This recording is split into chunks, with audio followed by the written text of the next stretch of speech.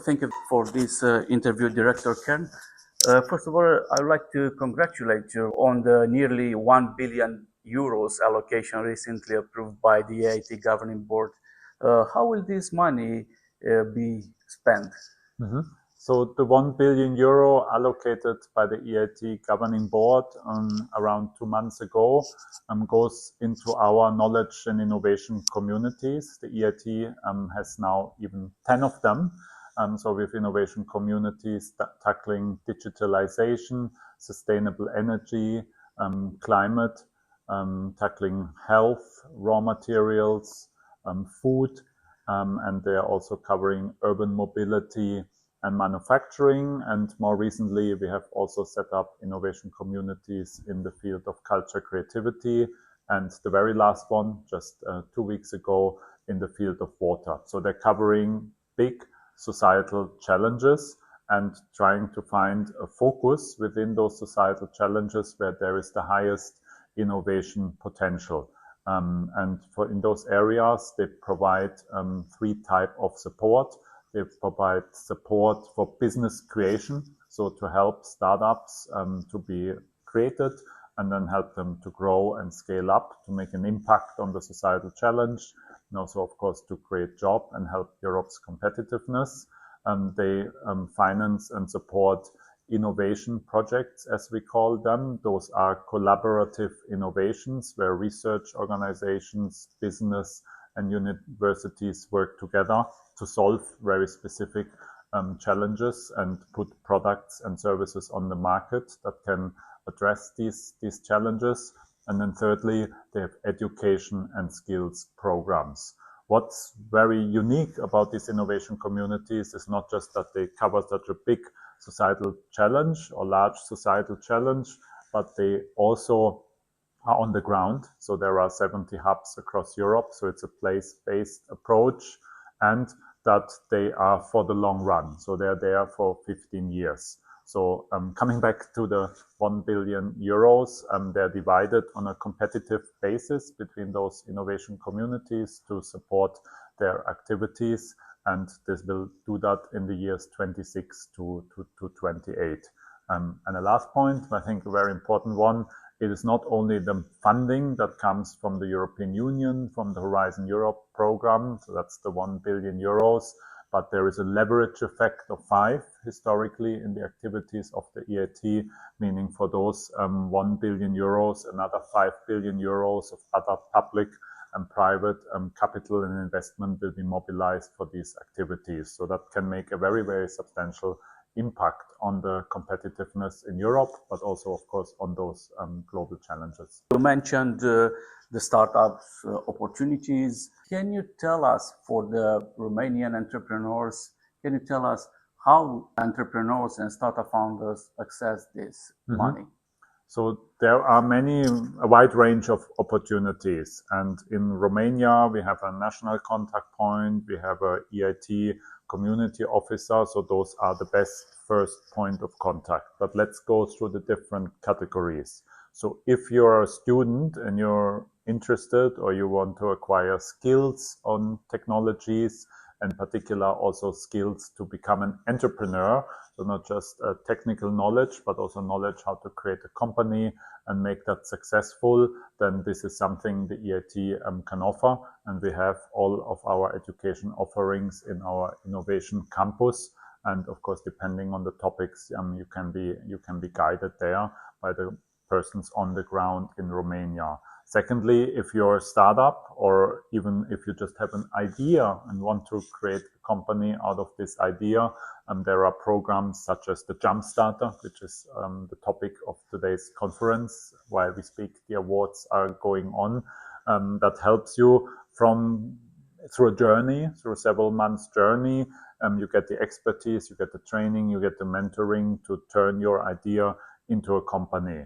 And that's the journey of the Jumpstarter. So it's for a very early stage, but it's also for companies that already exist and will scale up. In Romania, we have a fantastic success story, which is Prime Batteries, which has been supported by InnoEnergy, one of our 10 innovation communities, and they have helped them to expand, to scale up, to build a gigafactory near Bucharest. So that is the venture support. And then thirdly, there are calls for innovation projects. So if you're a university or if you're working in a research organization or if you're from a business, you can apply to these opportunities in our 10 knowledge and innovation communities to make collaborative innovation projects and like that turn that collaboration into a solution, into a product, into a service. What about the period after 2027? Recently, Sifty, a news outlet affiliated to Financial Times, reported that there are no allocations for the EIT in the 2028-2034 multi-annual financial framework as it was proposed by the European Commission. Can you confirm this information? What is going on there? So Sifted supported or reported two things. First of all, they reported in one of their rankings actually that the EIT in a certain region in Europe is the #1 investor based on their research and based on their methodology. EIT was ranked as top investor in Europe in innovation, which of course makes us very, very, very proud. At the same time, there is an ongoing discussion about the future of the framework program, the Research and Innovation Framework Program after 2027. There we are very happy that the type of activities that the EIT carries out are listed, are mentioned there. So the collaboration, the connection between research, business and education, as well as the specific activities that we talked about before, supporting ventures, supporting skills and entrepreneurship education. It is true that it doesn't mention specifically how these activities will be delivered, but this is still, of course, a discussion that needs to follow to define in more detail who will implement these activities. Given our track record, given our results, having supported 10,000 companies, which are now worth 72 billion euros, having trained 1.3 million learners and continuing to deliver these type of results through our innovation communities, we are of course optimistic that the EIT will receive a mandate going forward. But of course, we also look forward to further evolve, to further develop, to further improve our model in that direction. But EIT as an institution, as an independent body, will exist furthermore after 2027? At the moment, the mandate of the EIT is from 2020 to 2027. That's the period where our projects are running. That's where we received the mandate to implement 3 billion euros to set up the 10 knowledge and innovation communities which are delivering. The discussion on how exactly this type of support is delivered after 2027 is in the hands of the European Union. And as we just discussed, we look forward from the EIT side to see the results of that discussion. How does the EIT position itself among other major EU innovation instruments such as Horizon Europe, the EIC, or the Invest EU instrument? So there are very different initiatives that you mentioned. So let's take them one by one. So Horizon Europe is the current framework program for research and innovation. It's a 7-year framework program, and the EIT is part of that. So a large part of the funding from the EIT comes from the innovation pillar of this program. And we are continuously implementing activities financed by Horizon Europe. Other programs that you mentioned, such as EIC, for example, the European Innovation Council, these are programs that are complementary to the EIT. So we work very closely with those programs. For example, in the case of the EIC, 15% of the companies that are being scaled up, that receive financial support from the EIC, have been earlier either created by the EIT through its ecosystem or have received support. So there's a complementarity that the EIT helps to create a funnel of companies, some of which can then be accelerated and financed by the EIC. Invest EU is another tool of the European Union to attract capital, to attract financing to companies and beyond. So we are working, and EIT has actually been created to work in synergy with other EU programs. This is the state of play now. as we discussed, the discussion about the future is ongoing.